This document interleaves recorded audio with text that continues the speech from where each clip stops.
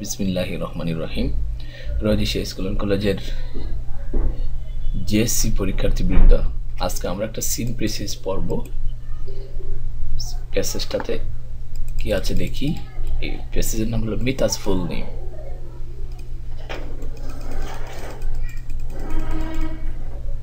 দেখো তোমরা এখানে দেওয়া আছে মিতাস ফুল নেম। মিতার পূর্ণ নাম ইজ হয় মিতা সুলতানা আহমেদ। মিতা সুলতানা আহমেদ। তারপরে লাইনে কি আছে দেখো, পরের লাইনে আছে she was born. She was born, তার জন্ম হয় বা সে জন্মগ্রহণ করে। শি ওয়াজ বর্ন, সে জন্মগ্রহণ করে 6 মে 1998। 1998 6 মে শি ওয়াজ বর্ন, সে জন্মগ্রহণ করে 6 মে, মে মাসের 6 তারিখ 1998 1998 সালে।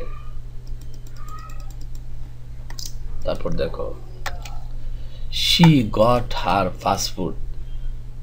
she got her passport, she অর্থ সে, got পায়, she got her passport, সে তার পাসপোর্ট পায়, মানে হলো পাসপোর্টের অনুমোদন পায় on July 9, 2010। 9 জুলাই 2010 সে পাসপোর্টের অনুমোদন পায়।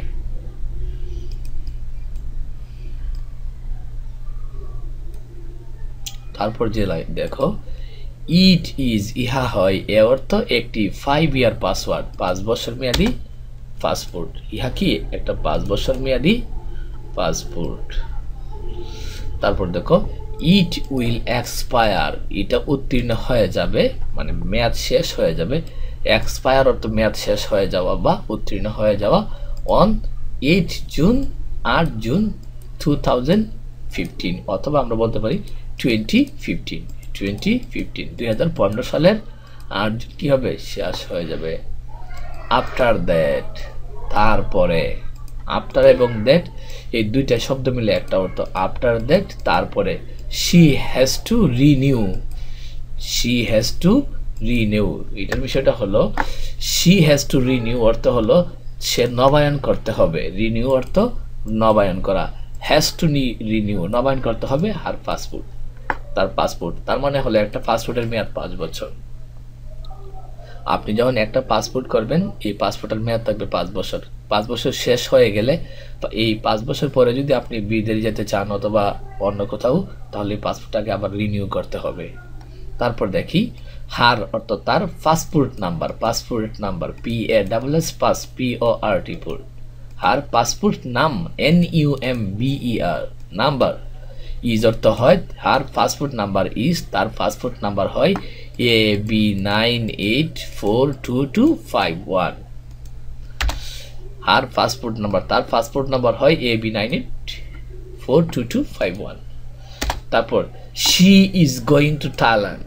শি ইজ গোয়িং অর্থ যাচ্ছে, শি অর্থ সে, সে অথবা তিনি, অথবা শি অর্থ সে, ইজ গোয়িং যাচ্ছে, টু থাইল্যান্ড, থাইল্যান্ডে যাচ্ছে, বাই বাংলাদেশ বিমান, বাংলাদেশ বিমান দিয়ে যাচ্ছে।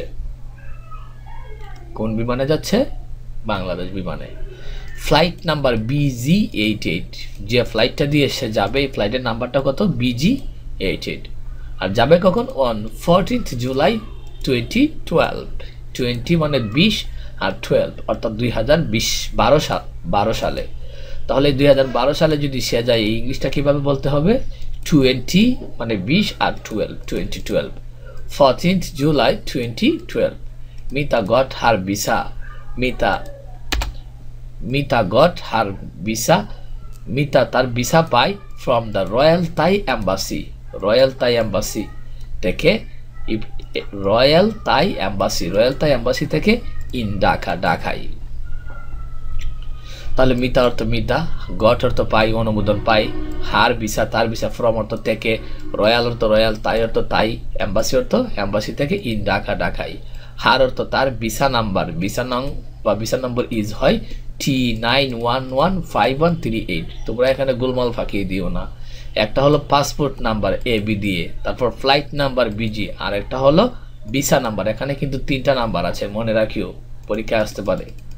তারপর দেখো the visa was issued, the visa the visa was issued, ভিসাটি সরবরাহ করা হয়েছিল ইন ঢাকা, ঢাকায় অন 29 জুন 2012, 2012 সালের 29 জুনে ঢাকাতে ভিসাটি ইস্যু করা হয়েছিল। তারপর দ্য ভিসা, তারপর দেখো দ্য ভিসা ইজ ভ্যালিড, ভিসাটি হয়, ইজ অর্থ হয়, ভ্যালিড BALID, ভ্যালিড অর্থ বৈধ, ফর 3 মান্থস 3 মাসের জন্য বৈধ। ইট উইল এক্সপায়ার, এটা উত্তীর্ণ হয়ে যাবে, মেয়াদ শেষ হয়ে যাবে অন সেপ্টেম্বর 27, 2012, 2012 সালের 27 সেপ্টেম্বর ভিসাটি এটা মেয়াদ শেষ হয়ে যাবে। তার মানে এই 3 মাস মেয়াদি ভিসায় যদি তুমি বিদেশ যাও, থাইল্যান্ড যাও, তাহলে কয় মাস থাকতে পারবা? 3 মাস। 3 মাসের বেশি তুমি থাকতে পারবে না। যদি 3 মাসের বেশি তুমি থাকো তাহলে তোমাকে জেলেও নিতে পারে, অর্থাৎ থাইল্যান্ডের নিয়ম অনুযায়ী জরিমানাও করতে পারে অথবা জেলেও নিতে পারে, এটা তাদের দেশের নিয়ম। আচ্ছা যাক, 3 মাস থাকলা। তারপর দেখো it is a tourist visa, it অর্থ ইহা, ইজ অর্থ হয়, এ অর্থ একটি, ট্যুরিস্ট অর্থ পর্যটন ভিসা। তোমরা মনে রাখবে ভিসা বিভিন্ন ধরনের হতে পারে, কেউ যায় একদম স্থায়ী আবাসন আর দেশে ফিরবে না, যেটাকে আমরা কি বলি ভুলে গেছি, এই পার্মানেন্ট ভিসা, সিটিজেনশিপ মনে পড়েছে, কেউ সিটিজেনশিপ ভিসায় যায়, কেউ ট্যুরিস্ট ভিসায় যায়, কেউ বিজনেস ভিসায় যায়, কেউ স্টুডেন্ট ভিসায় যায়। স্টুডেন্ট ভিসায় গেলে সে পড়তে পারবে, ব্যবসা করতে পারবে না। আবার কেউ বিজনেসের ভিসায় গেলে ব্যবসা করতে পারবে কিন্তু পড়তে পারবে না। এরকম বিভিন্ন ধরনের ভিসা আছে। তো মিথা যে আমরা আজকে যে পার্টটা নিয়ে পড়ছি এটা হলো ট্যুরিস্ট ভিসা, পর্যটন ভিসা, মানে পিকনিকের করার মতো আর কি। তুমি থাইল্যান্ডে গিয়ে 3 মাস থাকবে, 3 মাস বেড়াবা, বিভিন্ন জায়গায় যাবে, ছবি টবি তুলবে, এগুলো আর কি। আচ্ছা, ইফ অর্থ যদি, ইফ অর্থ যদি, ইফ অর্থ যদি ইউ আর ট্রাভেলিং, তুমি ভ্রমণ করো অন এ ট্যুরিস্ট ভিসায়, যদি তুমি ট্যুরিস্ট ভিসায় ভ্রমণ করো, ইউ আর নট অ্যালাউড, তোমার অনুমতি নাই, ইউ আর নট অ্যালাউড, তোমার অনুমতি নাই, টু স্টাডি, পড়ালেখা করতে, ওর ওয়ার্ক, কাজ করতে, দেওয়ার অর্থ সেখানে। অর্থাৎ তুমি যদি ট্রাভেলিং ভিসায় ভ্রমণ করো তাহলে সেখানে পড়ালেখা করতে অথবা কাজ করতে অনুমতি নাই। তাহলে কাজ করতে যদি তুমি যেতে চাও তাহলে ওয়ার্ক পারমিট বা ওয়ার্ক ভিসা নিতে হবে, কাজের ভিসা বা জবের ভিসা এরকম। এই ছিল আমাদের আজকের টপিক। কথা বুঝতে পেরেছ? এখানে কয়েকটা পয়েন্ট আমরা দেখি। যেমন দেখো, গট হার পাসপোর্ট, পাসপোর্টটি পাই 2010 সালে। তাহলে তুমি যে দেশের নাগরিক সেই দেশ থেকে একটা পাসপোর্ট নিতে হবে। পাসপোর্টের মেয়াদ আছে 5 বছর মেয়াদি, 10 বছর মেয়াদি। মেয়াদ যদি শেষ হয়ে যায় ভিসার মেয়াদ আবার বাড়াতে হবে। বাড়াতে হবে কিভাবে? ওই পাসপোর্ট অফিসে গিয়ে কিছু টাকা দিতে হবে, তারপর মেয়াদ বাড়বে সরকারের নিয়ম অনুযায়ী। তারপর দেখো ইট উইল এক্সপায়ার, তারপর দেখো তাহলে মেয়াদ যদি শেষ হয়ে যায়, মেয়াদ শেষ হয়ে যাওয়ার পরে এটাকে কি করতে হবে? রিনিউ করতে হবে। বিদেশ যাওয়ার ক্ষেত্রে 3টা লাগে নাম্বার, একটা হলো পাসপোর্ট নাম্বার, একটা ভিসা নাম্বার, একটা হলো যে বিমানে যাবা বিমান নাম্বার, আবার টিকিট নাম্বার অনেক সময় থাকে। তারপর দেখো she is going to Thailand, সে থাইল্যান্ডে যাচ্ছে বাই বাংলাদেশ বিমান। তুমি বাংলাদেশ থেকে কোথায় যাচ্ছ? থাইল্যান্ডে। তো থাইল্যান্ডে যাওয়ার সময় বাংলাদেশ থেকে তুমি চাইলে বাংলাদেশ বিমানেও যেতে পারো, আবার অন্য দেশের বিমানেও যেতে পারো, তাতে কোনো সমস্যা নাই। কারণ ঢাকা এয়ারপোর্টে বিভিন্ন দেশের বিমান আছে, তুমি যে বিমানে যাও আর কি। তারপর দেখো এখানে আর একটা বিষয়, Royal Thai embassy in Dhaka. এই কথাটার অর্থ কি? Royal Thai embassy in Dhaka এটা হলো থাইল্যান্ডের একটা অফিস, থাইল্যান্ডের অফিস। অফিসটা কোথায়?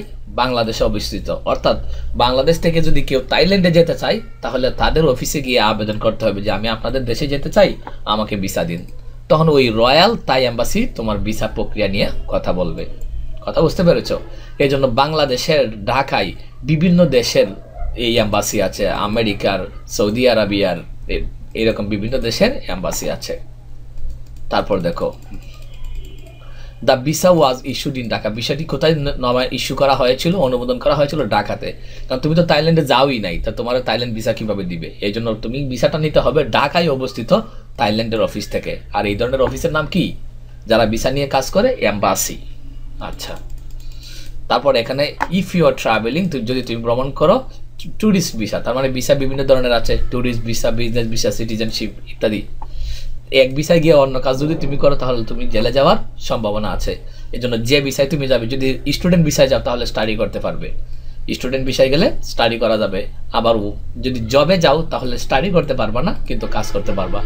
এজন্য তুমি যখন এম্বাসিতে যাবে, এম্বাসিতে গেলে তুমি প্রথমেই তাদেরকে বলতে হবে যে তুমি কি কাজে থাইল্যান্ড যেতে চাচ্ছ, ওই ধরনের ভিসা তোমাকে তারা দিবে। তো শব্দ শিক্ষার্থীরা শব্দগুলো ভালো করে বানানগুলো মুখস্থ করে নাও, অর্থগুলো মুখস্থ করে নাও, আর রিডিং সুন্দর করে পড়ে নাও। প্রয়োজনে একটা লাইন বারবার পড়ার চেষ্টা করো। কিভাবে করবা? যেমন এখানে দেখো, PASS pass, PORT put, passport, PASS pass, PORT put, passport. এভাবে বারবার পড়ো, PASS pass, PASS pass, PORT put, passport. তারপর দেখো expire, EXXPIRE fire, expire, EXXPIRE expire, অর্থ উত্তীর্ণ হওয়া, মেয়াদ উত্তীর্ণ হওয়া। এই ছিল পড়ার ধরন। তো ধন্যবাদ সবাইকে সাথে থাকার জন্য।